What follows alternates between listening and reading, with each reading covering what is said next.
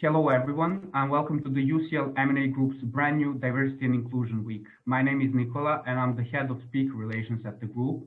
Alongside me is Emerald, our Speaker Relations Executive. Now, following the huge success of our M&A Monday series, we felt obligated to address the importance of the diversity and inclusion topic within the investment banking industry as a society with the largest social media presence in the UK. Therefore, during this 7-day event, you can expect interviews with heads of diversity and inclusion of leading investment banks, M&A advisors, and panel events, which will help students coming from diverse backgrounds succeed in breaking into the industry. Today, we open this exciting event with our first speaker, Ama Ocansey. Ama has been the UK Head of D&I at BNP Paribas since last year, after working for 19 years as the Senior Legal Counsel. She is also the Company Secretary for the Financial Inclusion Forum.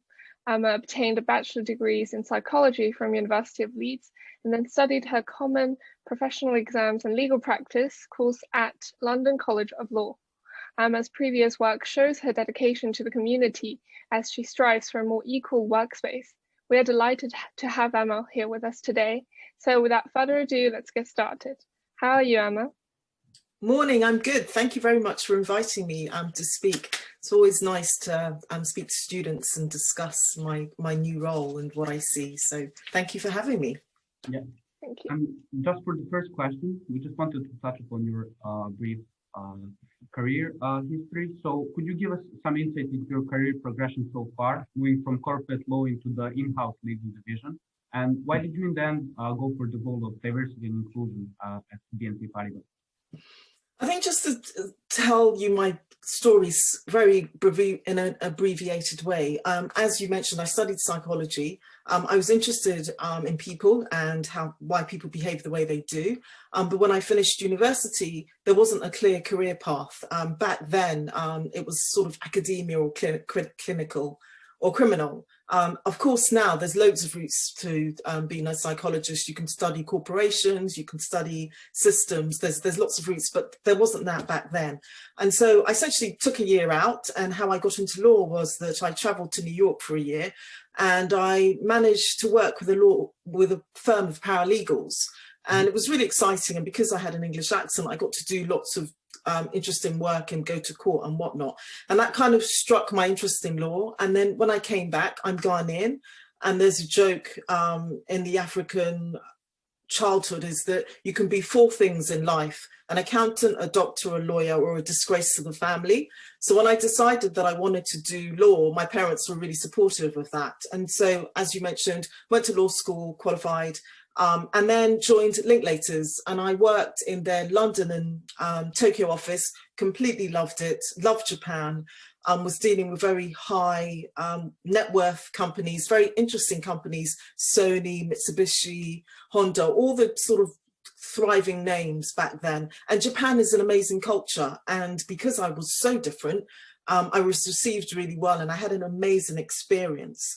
And then I came back to the UK and I moved to BNP Paribas. And essentially the reason why I did that is because I wanted to be the client. In the law firm, I'd definitely been the lawyer on the deal, and I wanted to have an influence on the business decisions and to understand what was going on actually in the business, and becoming the client would allow me to do that.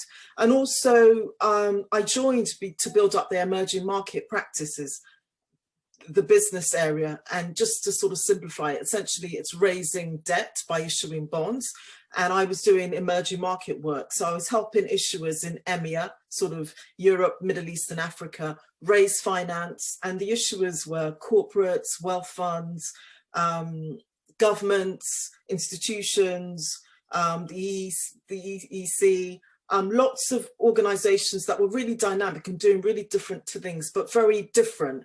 And I just traveled a lot as well, spent a lot of time in Russia and the former Soviet countries, in Africa, in the Middle East. It was just phenomenal. And the reason why I decided to transition to diversity and inclusion is that I had been doing that for a long time. But I see my move into diversity and inclusion as very much a natural transition, in the sense that the reason why I chose law is that I was interested in equity and justice and sort of supporting I don't want to say the underdogs, but the people who are marginalized. And for me, moving into this role allowed me to carry on that work. As a Black finance lawyer, I was usually the only woman in the room, but I was always the only Black woman in the room. So I had that intersection. So I saw all the issues. So for me, this role has allowed me to challenge the things that I saw and to bring about a change, and more importantly, to make a difference to those who are coming through, because it's tough when you are marginalized and you are a minority and you're in an organization or in an industry that doesn't necessarily see you. And that was important to me.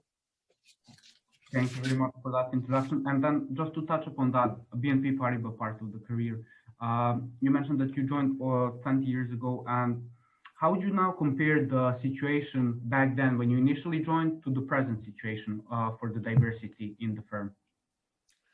Back then, the organisation wasn't diverse at all. Their idea was that diversity was in relation to nationality. And if you look at nationalities that are from a certain region, let's say Europe, everyone's going to look the same. So there was no real addressing of race. And so what they was considered diverse, and this is not unique to BNP Paribas, but to the industry generally, was gender. And it was a particular type of gender. It was white, female, able-bodied, cisgendered, straight. And that was what they considered diverse. And that was problematic, especially if you have intersections like myself. But I think what's happened now is that there's a complete sea change in the sense that people acknowledge that diversity is so much broader than gender. And even if you are looking at gender, you have to look at intersections. So you have to look at race and gender, disability and gender, LGBT plus and gender. There's so many aspects to it. And the bank, I should say, apologies, is looking at that head on. And whereas before nobody wanted to talk about the race issue, now people realize that they can't avoid it and that they're dealing with it head on. So it's definitely a change in attitude and a change in approach. And it was very much needed. And by acknowledging that race has to be discussed, it also allows the other protected characteristics to be acknowledged and embraced, LGBT plus, disability. So it's good for everybody when you broaden the spectrum of what is considered diverse. Thank you very much. And the next question is, so as the head of D&I at BNP Paribas, what has the bank done in light of historical social events that have taken place? So for example, how has the recruiting process, how has the recruiting strategy changed? And has there been any training for employees or steps to make BNP more inclusive? Okay, I'll break it down by the first thing is that in terms of the bank, what we are doing in light of the George Floyd murder and Black Lives Matter is that we have focused on data collection. And when I say we, myself, and data collection is essential. It's very challenging in organizations, but for me, you need to collect data so you can see what the population looks like. And that also translates to other aspects of the organization. So we're looking at who's on the talent programs, right? Who's on the mentoring program. We're trying to make sure that the representation in these areas are inclusive and they're broad. We also signed the Race at Work Charter last year, and that's an initiative by business and the community. And they are very much focused on responsible, ethical business. And they have 5 guiding principles. And one of them is to appoint a race and ethnicity sponsor. And we've done that. And we've also formulated a race and ethnicity working group. And they very much look at the employee life cycle. So right from recruitment, progression and retention to exit. And it's very much looking at that cycle and looking how employees are supported or not, as the case may be, and how we can put strategies and policies in place to support them.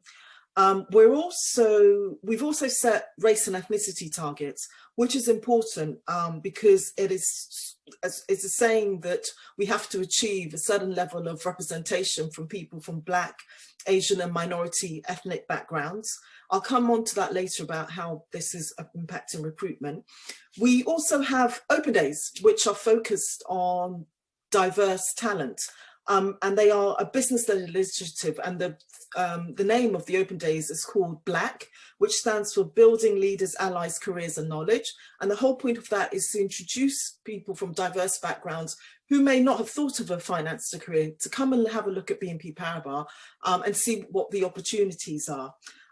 We're also focused heavily on education. So we have a website on our internal EcoNet, which is devoted to diversity and predominantly race and ethnicity. So we have podcasts, we have readings, we have films, we just do lots and lots about education because that is key. We also have a multicultural network, which is very much focused on all cultures, but at the moment, the main ticket item is the challenges of the Black and Brown communities. We also have a global Black network, so that's across the organisation. And again, very much on connecting and networking people from diverse backgrounds and sort of solidifying their union and trying to help them and progress their career. We're celebrating Black History Month this year for the first time. And we're also looking at reverse mentoring programs to support people from Black and Brown backgrounds. In terms of recruitment, we've signed up to agencies that focus on diverse talents. So there's an agency called SEO. Some of your students may have heard of them, Sponsors for Education Opportunity. We've signed up with them. And the whole point we're signing up for them is that we want them to channel and bring graduates and work with us so that we can ensure the pipeline of graduates into BNP Paribas. We've also joined up with an agency called Bruin Financial, and that's for senior hires. But again, they focus on diverse talent. We've signed up to 10,000 Black interns, and that's very much an initiative to bring 10,000 Black and Brown interns into the finance industry. And we've also signed up to the 100 Black interns, and that's an asset management. And just to sort of give some context, BNP Paribas is an investment bank, but we also have retail offices, and the asset management arm is one of our retail entities, and they've signed up to 1,000 Black interns. And by setting the race and ethnicity targets, we've also set them for senior management and also all staff. And the challenges that I see is that it's easy, well, easy is not the right word. There's more ability to encourage graduates into the organisation, but it's difficult to progress and to encourage senior people into an organisation from diverse backgrounds, obviously. And so by setting these targets for senior management, it's definitely focusing how we deal with recruiters, how we deal with panels in terms of recruitment, how we deal with job descriptions, that whole aspect of initiatives and systems that could prevent people from diverse backgrounds coming into the organisation. We're looking at how to switch it around so it encourages people to come into the organisation as well. Honestly, it's very impressive how much BNP has done for the community, and that goes in really well with us to our next question. Sorry. So, what steps in the finance sector, BNP Paribas in particular, what steps is the finance sector, BNP Paribas in particular, taking to retain a diverse and inclusive workforce, especially at managerial levels? Yeah, I think I touched on that in my previous answer, in the sense that we've set these race and ethnicity targets for staff and all senior members. We're working with agencies that focus on diverse talent. It's very much the education piece as well. We have lots of speakers who are very renowned in race and ethnicity space. We had Dr. Shola Mosshog Bamumu. We've had David Olusogo. There's a real education piece. And also, like I say, the Race and Ethnicity Working Group is very much looking at the whole cycle. And that is something that I'm working with them on. So all these initiatives are very much focused on, we obviously want to encourage junior staff, but it's also the retention piece and the progression piece and the attraction of senior people or mid to senior people from diverse backgrounds coming into the organisation. And actually, just as an example, we have a career development programme which I organised, and it finished last week. And it's a gender programme, but I've broadened that out to look at intersectionality. So for me, that program is very much supporting women of colour in its broadest sense, and women, LGBT plus women, all women with disabilities, all these wider aspects of diversity that intersect with gender, and very much open that out. So it's sort of bringing all these initiatives together to attract and support people from diverse backgrounds in their careers. Well, to touch upon a more personal question, in one of the previous interviews, you mentioned that you have a family, and so my question on that is, how do you find the transition of going for the maternity leave and coming back to the world while trying to raise the babies? And how do you actually balance the responsibilities alongside family commitments? It's challenging because when you're having a baby, everybody's very excited about having the child, and nobody sort of tells you how to come back to work. Yeah. And there's no playbook for that. There's no guidance. And so it is difficult. I think what I would say is that it's good to have support. And I'm fortunate, I've got a supportive husband, I've got a supportive family, extended family, cousins, nieces, very much the whole African, it takes a village to raise a child. Not one person. But what I will say is that it does get easier. And as a working parent, whether you're a mother or a father, you just have to decide what's important and prioritize and accept that you can't do everything. And I think what a lot of working parents and mothers suffer from is that you feel that you're not doing very well at work and you're not doing very well at being a parent. And you just have to accept that you can't be perfect in both. So you have to work with what you have and prioritize. And some things are not important. Your child may never be the one who bakes at the bake sale every week and has fantastic cakes that look like something from a professional catering company, right? Your child may be there with the rice cakes, but that's okay. And I think that's how you sort of balance. You have to accept what is important, what you prioritize, and the things that you just have to give up. And again, it does become easier. And I think once you get back into an organization, you soon navigate your path and you soon work out how to balance your home and your professional career. And it's a juggling act. It's not easy, but it can be done. And others have done it before me and others will do it after me. And I had a working mum and I think I've turned out okay. So that's, you know, when I have days when I do question what I'm doing or my approach, that kind of calms me down. Thank you. And this is our last question for you. Many of the members of UCL M&A Group come from underrepresented backgrounds within finance. So given your plethora of experience, what advice would you give to them? Network, network, network. And I think you should join your respective industry organization, and I'm going to speak about law because that's my profession. So for me, I joined the Law Society when I was a student, and I also joined what was called the African Caribbean Lawyers Society, but is now the Black Solicitors Network. And by doing that, you do two things. You meet other students who are in the same stages of their beginning of their career that you're also at, and you also meet professionals as well, and so people who are where you want to be. So definitely join the industry organizations that is relevant to whatever you're studying. And also, if you know what it is that you want to do, or even if you don't know, attend these open days. Organizations have introduction days, exploratory days. Go along. And what I will sort of remind your students is that it's a two-way process. A lot of people think, oh, I'm attending an open day and it's about me finding out what the company's organization or bank is doing. They're looking at you too. And the reason why I have to emphasize this is that we've currently recruited a few people who came to our open days earlier this year for our summer grad program. And the reason why we recruited them is because they were keen. They asked intelligent questions and they wanted to be there. And so go to these open days and just remember that just as the organization is on show, you're on show as well. Attend career fairs.